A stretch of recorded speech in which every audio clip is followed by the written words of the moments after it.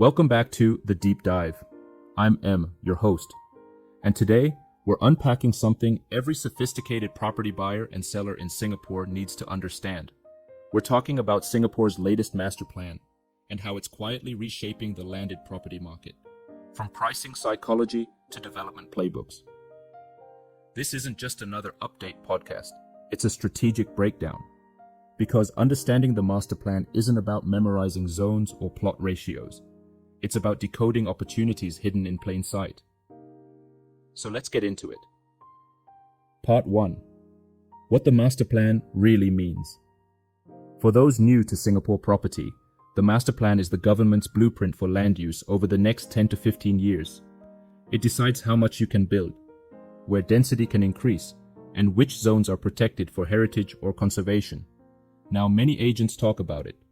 Few truly read it.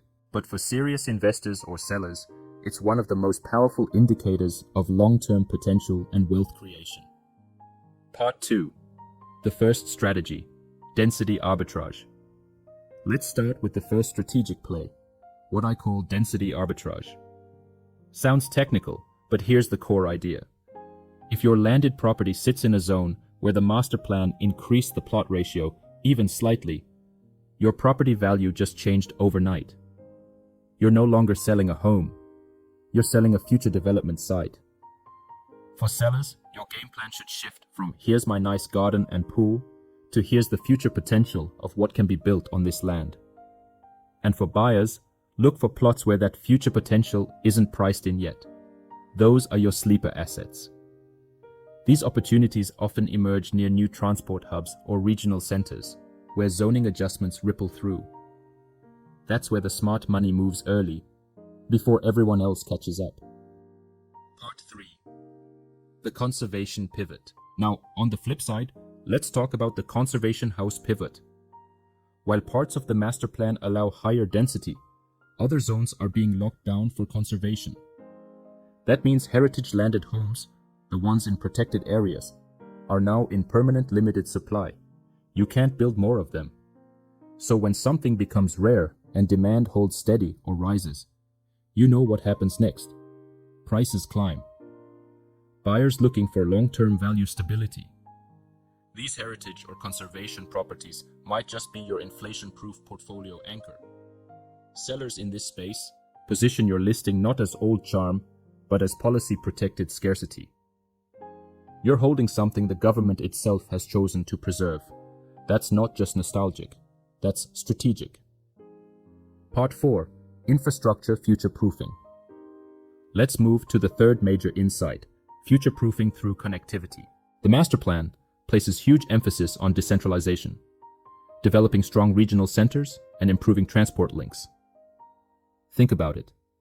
Every new MRT line, every upgraded expressway, every new regional hub, it redefines the perception of distance.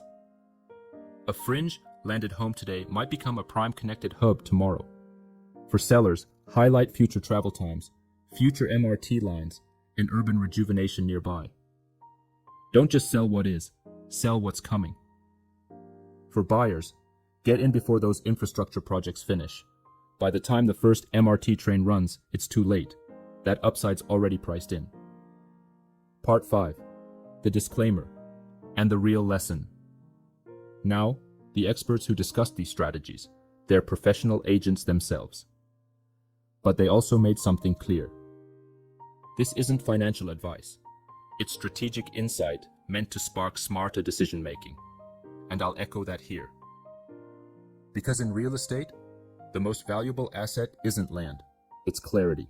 The master plan gives you patterns, but you must connect them to your own goals, timeline, and risk appetite. Part 6. The bigger picture. Singapore versus global markets. Let's zoom out for a moment. What's interesting about Singapore's master plan is that it's part of a global shift, where governments are tightening planning frameworks and using urban design to control supply. In markets like Melbourne, New Zealand, even parts of London, the same themes emerge. Scarcity through conservation, density through zoning, and connectivity through infrastructure. So when we look at Singapore's landed strategies, density arbitrage, conservation pivot, and future-proofing. These are not isolated tactics.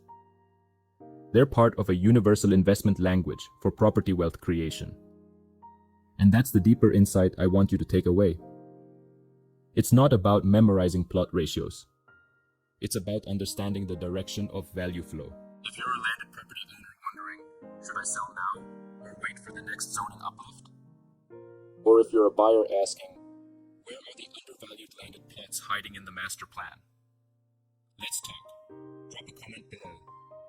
Just type when, and I'll personally help you run a free desktop valuation so you can see where your property stands in the master plan today. Because timing is everything. And when it comes to landed property, the right timing can mean a six-figure difference. I'm M, and this has been The Deep Dive, the Grandmaster Plan Edition. Until next time, stay informed, stay strategic, and as always, build your next move on insight, not impulse.